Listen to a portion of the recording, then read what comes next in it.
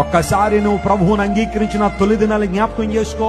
ఎంత మంచి మనసుతో దేవుని సేవించావు, మోకాళ్ళేసి గంటల సమయం ప్రార్థన చేశావు, మాదిరికరమైన జీవితం కోసం ప్రాకులాడా, లేఖనాలను పటిష్టమైన రీతిలో చదవాలని, పరిశోధనాత్మకంగా చదవాలని దేవుని వాక్యాన్ని చక్కగా క్షుణ్ణంగా చదివేవాడు.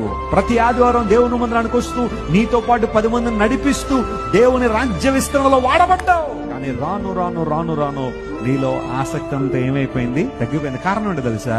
నీకు వేరే విషయాల మీద ఏం పెరిగిపోయింది?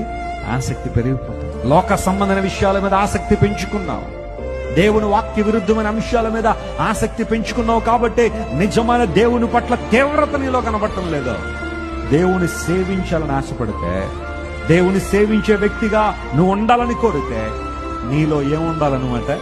తీవ్రత ఉండాలి. నువ్వు ఎప్పుడు ప్రకాశించేవాడుగా, వెలిగేవాడుగా, మంట కలిగిన వ్యక్తిగా నువ్వు ఉండాలా. అది దేవుడు కోరుతున్నాడు.